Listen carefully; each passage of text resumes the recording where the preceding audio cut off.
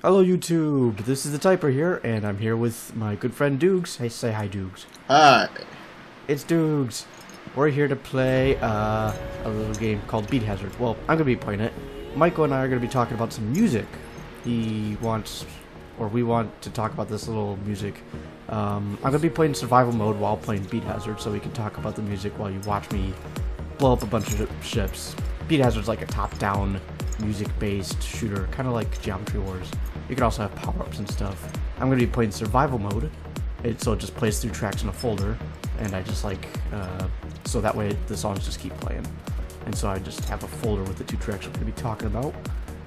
And Michael picked it. I told him to pick whatever, just any two tracks, and we're talking about two tracks from Coheed Cambria. What do we have first, Michael? We have The Broken. Both these tracks are off the same album, their fifth studio album, which was Year of the Black Rainbow. The first track is the first single, which is called The Broken. It's the second track on the album, the first track being more of an introduction. This is definitely a good way to start out the album because it sounds pretty heavy. There's a epic is actually quite a good word for this song. Yes. It has a very nice anthem to it, and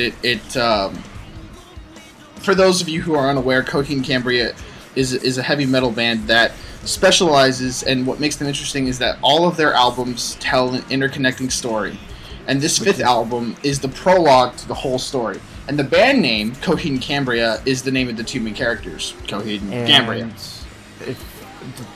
Correct me if I'm wrong here. Isn't the lead singer behind the band basically a writer for all the comic books that intertwine all of the albums together? Yes, there's a novel and there are several comics, and the lead singer, Claudio Sanchez, has written a good chunk of it. I wouldn't say all of it. There have been other co-authors and illustrators to help, but he is the one who is the creative genius behind the story, and it's a dystopian future. And this song is about the war that basically fucked up the world, or at least part of the war. In Beat Hazard here, you can see I'm just shooting things around. There's asteroids, there's little spaceships. I've got some little micro missiles that I can launch out. I've got some shield deflectors that can make enemy rockets become my friends. There's some asteroids that will attack me, like chase me around. And this is not a game made for normal human eyes. In fact, I believe this game is made for people who only wear sunglasses when they game. If you notice, when I was actually starting the round, I had a few settings, one of which was intensity level. That's actually related to how bright the game's sparks there are. And I set it to as low as I could, 75%. 100%, 125%, and 150% are just ridiculous. And this is one of the big mega bosses in the game, a snake. And it like chases you around, and it can coil around you. If you touch any part on the snake, you'll die, unless you use a shield. This looks kind of cool. Like I've never actually played this game, but it looks like it's the enemies and everything spawn to the pattern of the music, the beat, and everything that happens. So in this bridge here, yeah. In the bridge of the song, which is the most important part of the song, you saw is, well, he had his mega boss there. Yeah, it actually throws in mega bosses based on something related to the sound intensity of it. That's interesting. But the movement of all the things you see on the screen are really all based on beats, basically intensity, beats, quietness. If there's like very little sound and there's vocals will extremely push forward all of the movements. You'll see near the end of this track. But back on the music, Would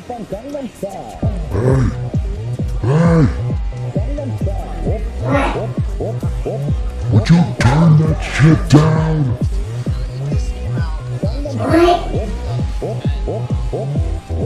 Would you turn that shit down?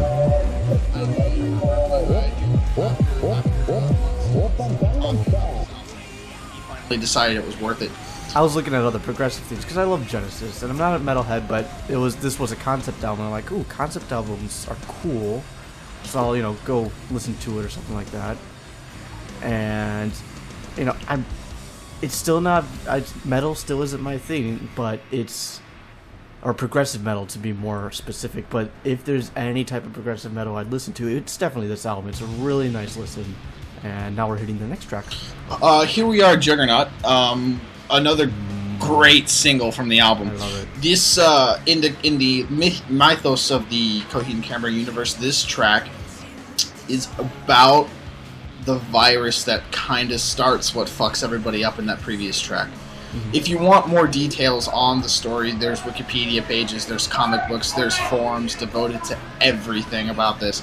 There's so much that you can learn from this, and I actually really enjoy this band for that reason. It's pretty heavy. Like, it's good, you know, if you're just listening for some heavy metal and you like that kind of thing, then this is definitely a band for you. But they do it well, but there's so much more. Exactly. There's more if you want there to be. You might know them from their song Welcome Home on Rock Band. And that's really that's their most popular track, is that Welcome Home song off their third album, excuse me. I really like the Broken because it's, you know, just a grand opener. First you have you know, Alice Creepin's first track 1, and then the Broken just comes in, roars like a lion. It really sets a super mood for the album.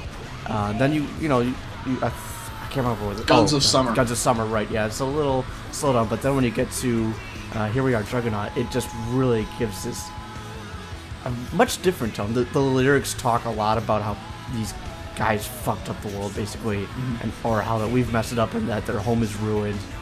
But the music it feels rocky enough, but it also sets that mood right. And then later tracks on the album, I like to reference Far and All That I Am. Those two are really, really good. They're a lot slower. They don't have the same tone or pace. Right. They don't have the same tone or pace, but I absolutely love them. They seem to really hit those ones well. Another thing, too, that I kind of like about this game is, I'm sure people know about audio serve, where you just kind of ride the track, and it's a little bit more relaxing. I've actually never seen this game before, so this is the first time I've ever seen I thought I've shown you this before. You have not, actually. This is the first experience I've ever had with Beat Hazard. Oh, yeah. Beat Hazard. This reminds me of the game Asteroids. It will. I really do. I like that. Meets Geometry Wars, meets Audio Surf. Yeah, it's kind of like Galaga, too, a little bit. There's a lot of cool stuff. Yep. The only difficulty that I'd imagine on the viewers is that it's kind of hard to tell what's going on, I'm sure. Well, this is mostly a music thing. Keep track of your own character is a pain. And I ran out of shield deflectors, and yet I forgot. And you died a lot as well. Yeah. You could die. I died a couple times, I think, just because I forgot that I ran out of shields. And so I'd run into enemies thinking, oh, I could just hit the shield button, but I don't have it. Yeah, that kind of sucks. You know, if you guys like this, you know, Michael and I will be pleased to keep doing this. We've always wanted to do some stuff where we talk about music or the music that we like, torture each other with the tracks that we hate, or, you know, just throw some good music out there that we believe you guys may some of the more underground things that you haven't heard of that should be at least listened to at least once in your life for the experience. And I think next time we're going to be doing a lot less of a happier song. We're going to be doing something called Kettering. Oh, fuck you. No. You're not doing that. We're going to be doing Kettering. We're going to be doing Kettering, and it's going to be fantastic.